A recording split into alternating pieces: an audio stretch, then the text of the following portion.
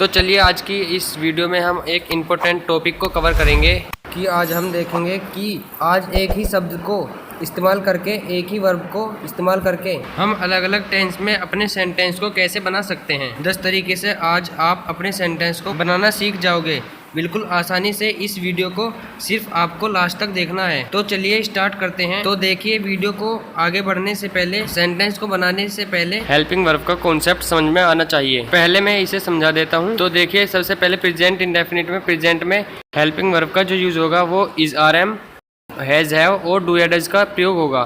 तो ये प्रेजेंट में आएगा। और पास्ट में आएगा। इसमें पास्ट में जो हेल्पिंग वर्ब का यूज होगा वो होगी वाज, वर, हैड और डिड। ये तीनों फॉर्म पास्ट में यूज़ होगी। और फ्यूचर में इसी प्रकार यूज़ होगी will, will be, will have और विल हैव बीन। तो ये चारों फॉर्म पास्ट में यूज़ होंगी। तो इसी प्रकार से आपको इन फॉर्म का यूज़ करना है और इनको याद करना है। तो ये आपको सेंटेंस बनाने के लिए बहुत ही आपकी हेल्प करेंगे और बहुत ही इंपॉर्टेंट रूल्स हैं ये, जिनको आपको याद करना है। और इसको स्क्रीनशॉट लेके आप कॉपी में नोट कर सकते हैं, क्योंकि अब जो हम इसके सेंटेंस बनाएंगे ये बहुत अहम भूमिका निभाएंगी और इन्हीं का ही प्रयोग करेंगे हम। तो चलिए स्टार्ट करते हैं। हम जो सेंटेंस लेंगे वो लेंगे गो। गो, अब यहाँ पर जो गो है इसको लेकर सभी सेंटेंसेस को बनाएंगे। ये जो गो है वो आपकी हेल्पिंग वर्ब का वर्ब है। गो क्या है? गो हेल्पिंग वर्ब है, जिसका हिंदी में अर्थ है जाना। गो वर्ब की फर्स्ट फॉर्म है, वेंट वर्ब की सेकंड फॉर्म है, गोन वर्ब की थर्ड फॉर्म है और गोइंग वर्ब की फोर्थ फॉर्म है और गोज जो है हमारी वर्ब की फिफ्थ फॉर्म है। तो अब देखिए, इनको हम इन सभी में बनाएंगे। Present indefinite, present continuous, past indefinite, modals, इन सभी में बनाएंगे। तो चलिए स्टार्ट करते हैं। पहला है he goes. He goes, he goes इसका मतलब है कि वह जाता है। हमें कैसे पता चला कि इसका मतलब वह जाता है निकलेगा? आपने प्रेजेंट का इंडेफिनिट तो पढ़ा होगा ना, उसमें वही सेंटेंसेस आते हैं जिसकी वर्ब में एस या ईएस लगा होगा। एस या ईएस लगा होगा थर्ड पर्सन के साथ। ये हमारा थर्ड पर्सन है। तो डायरेक्ट यहाँ पे मान लीजिए, यहाँ पे अगर यू होता तो यहाँ पे हम लिखते यू गो, बस इतना लिखते। उसका मतलब है कि तुम जाते हो। तो यहाँ पे ही है तो इसलिए हमें एस या ईएस लगाना पड़ेगा। तो कैसे बोलेंगे? He goes. कोई किसी काम को करता है डेली बेसिस पर तो उनको हम प्रेजेंट इंडेफिनिट में रखते हैं। ही वाज गोइंग, इसका मतलब है कि वह जा रहा था, मतलब वह जा रहा था। तो वाज से हमें पता चला कि ये कंटिन्यूअस है। किसका?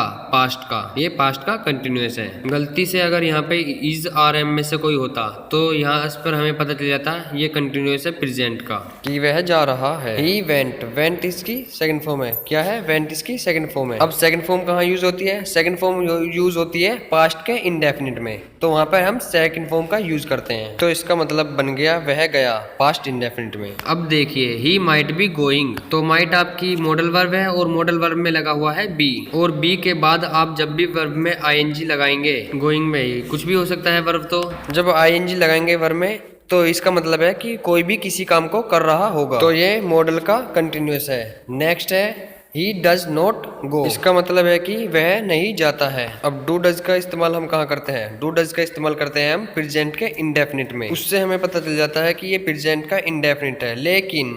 लेकिन ये बात हमेशा याद रखना, डू या डज प्रेजेंट इंडेफिनिट में यूज तो होते हैं लेकिन सिंपल सेंटेंसेस में नहीं होते।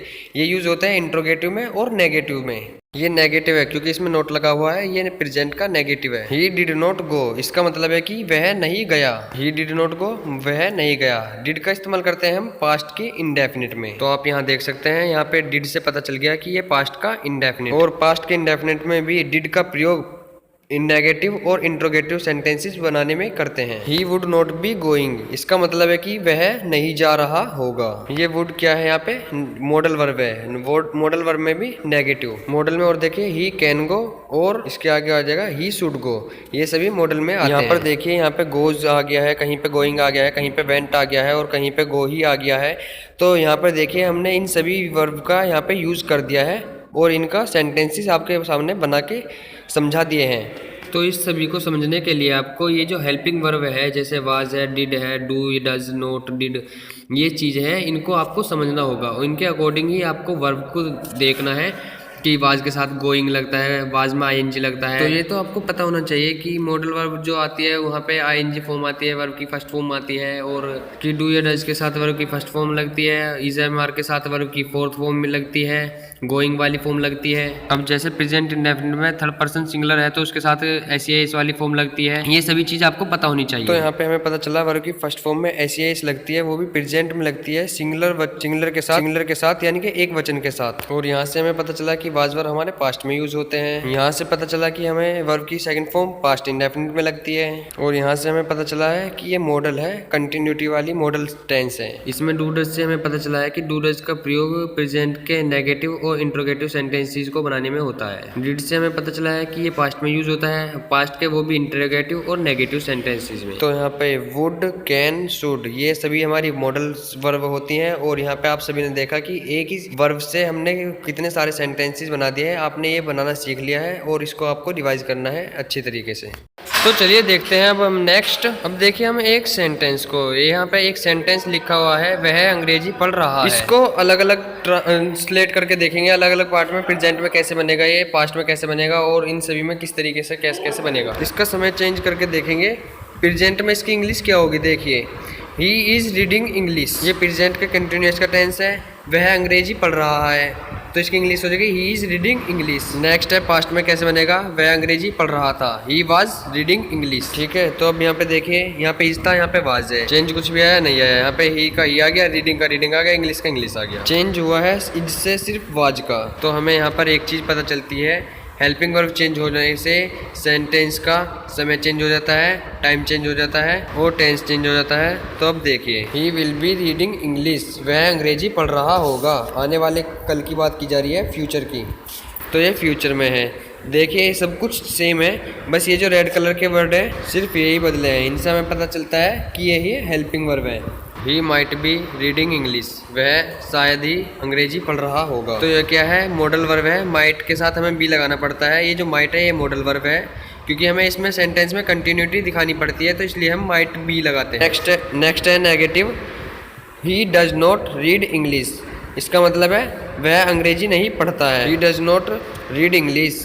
ठीक है, डू डज का इस्तेमाल हम प्रेजेंट के इंडेफिनिट में करते हैं, अभी हमने सीखा था पीछे। नेगेटिव कैसे बनेगा, he did not read English. ऊपर वाला था प्रेजेंट का नेगेटिव, ये है पास्ट का negative, he did not read English. ठीक है, जो कि डू और डज प्रेजेंट में यूज होते हैं और डिड होता है पास्ट में यूज। ठीक है, मॉडल के द्वारा कैसे बनेगा, he would not be read English, वह अंग्रेजी नहीं पढ़ रहा होगा। तो अब देखे, ही कैन रीड इंग्लिश, वह इंग्लिश पढ़ सकता है, ही शुड रीड इंग्लिश, उसे अंग्रेजी पढ़नी चाहिए। तो इस तरीके से आप देखिए, अलग अलग मॉडल का यूज करके हम अलग अलग सेंस भी निकाल सकते हैं और टेंसेस के अकॉर्डिंग आप इसे ऊपर नीचे करके चेंज कर सकते हैं। यहाँ पे हमें इज एम आर से पता चला कि ये प्रेजेंट का है, यहाँ पे हमें वाज वर्ब से पता चला कि ये पास्ट का है, और यहाँ पे हमें विल से पता चला कि ये फ्यूचर का टेंस है, और यहाँ पे हमें माइट बी से पता चला कि ये मॉडल का है।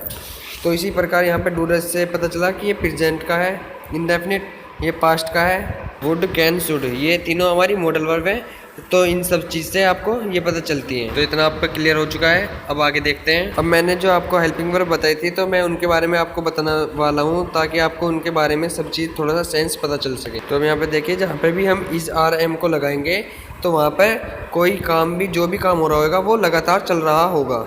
ठीक है, जो कंटिन्यूस चलता रहता है। और इसका सेंस ये जब ही निकलेगा जब फर्स्ट फॉर्म में आईएनजी लगा दोगे, तो काम जो हो सकता है वो चल रहा है, कभी हो सकता है खाना खा रहा है, काम कुछ भी हो सकता है, वो उसके अकॉर्डिंग आपको यूज़ करना है। हैज़ का मतलब है या तो कोई काम ख़त्म या शुरू हो चुका है या हो गया है, वहाँ पर आप हैज़ हैव का इस्तेमाल करते हैं। डू या डज को आप वहाँ पे इस्तेमाल करते हैं जहाँ पर आप प्रेजेंट के नेगेटिव या इंट्रोगेटिव सेंटेंसेस बनाने होते हैं। तो नंबर 4 पे इसी प्रकार देखिए, इज आर एम का प्रयोग, जो अगर आपको कंटिन्यूटी वाले सेंटेंस को पैसिव में बनाना हो तो उसके साथ बीइंग लगाना पड़ता है। इज एम आर के साथ बीइंग लगाना पड़ता है। ठीक है, हैज हैव के साथ बीन तब लगेगा जब ये पैसिव बनेगा। ठीक है, हैज हैव के साथ बीन लगता है तो ये पैसिव में यूज होते हैं। ठीक है, और हाँ, परफेक्ट टेंस में भी यूज होते हैं। ये प्रेजेंट के परफेक्ट कंटिन्यूअस टेंस में भी बीन का प्रयोग होता है। अब इसमें ये जो हमने आपको जो भी हेल्पिंग वर्ब बताई है वो एचबी के स्थान पर आएंगी। पहले सब्जेक्ट आएगा, फिर प्लस उसके बाद हेल्पिंग वर्ब आएगी। हेल्पिंग वर्ब जो भी है आपका is are am, has have, do या डज, तो जो भी है वो लगाएंगे। इसके बाद वर्ब की फर्स्ट फॉर्म आएगी, वर्ब जैसे गो, वेल, फिर उसके बाद ऑब्जेक्ट आएगा। ठीक है, अब पास्ट के देखिए, पास्ट में यूज करते हैं आप वाज वर्ब का। इसमें कोई काम लगातार चल रहा था। पास्ट में लगातार जो काम चल रहा था वो पास्ट में चल रहा था। वहाँ पर आज वाज वर्ब का इस्तेमाल कर सकते हैं। हैड का प्रयोग करते हैं हम जहाँ पर कोई काम खत्म कर चुका था या शुरू कर चुका था, तो वहाँ पे हम हैड का प्रयोग करते हैं। ठीक है। इसके बाद डिड का प्रयोग करते हैं हम पास्ट के नेगेटिव में और इंट्रोगेटिव में। ठीक है। नेगेटिव और इंट्रोगेटिव के बनाने के लिए हम पास्ट का डिड का यूज़ करते हैं पास्ट में। और वाज वर्ब प्लस बीइंग का यूज़ करते हैं हम पैसिव में बनाने के लिए। हैड बीन का भी यूज़ करते हैं हम पैसिव में बनाने के लिए। का यूज़ होता है यहाँ पे जहाँ पास्ट परफेक्ट का पैसिव वॉइस बनाते हैं। तो चलिए अब फ्यूचर की हेल्पिंग वर्ब देखते हैं। फ्यूचर में तो कोई भी हो उसमें सभी सेंटेंसेस में विल लगेंगे। ये आप देख सकते हैं कि विल से पहचान सकते हैं कि ये फ्यूचर का ही सेंटेंस है। इस विल का मतलब है कि कोई किसी काम आने वाले समय में करेगा। और यदि विल के साथ बी है तो इसका मतलब है कि ये कंटिन्यूस टेंस को दर्शाता है, भविष्य में कोई काम कर रहा होगा कोई भी व्यक्ति। और विल के साथ यदि हैव है तो ये परफेक्ट टेंस को बताएगा कि भविष्य में कोई भी काम या तो कर चुका होगा। और यदि विल के साथ हैव बीन है तो भविष्य में कोई भी व्यक्ति या तो उस काम को कर रहा होगा किसी समय से, तो उसमें समय दिया होगा, तो उस टेंसेस में विल हैव बीन का इस्तेमाल करते हैं। तो आपकी समझ में आ गया होगा कि आपको किस तरीके से हेल्पिंग वर्ब का यूज करना है, फ्यूचर के हेल्पिंग वर्ब का किस तरीके से आपको कहाँ यूज करना है। तो आज की वीडियो में बस इतना ही। तो फ्रेंड्स, अगर आपने हमारे चैनल को अभी तक सब्सक्राइब नहीं किया है तो आपको सब्सक्राइब करना है और वीडियो को लाइक भी करना है। और इस वीडियो को अपने दोस्तों को अधिक से अधिक शेयर करें। Thanks for watching my video. मिलते हैं नेक्स्ट वीडियो में नेक्स्ट नए टॉपिक के साथ।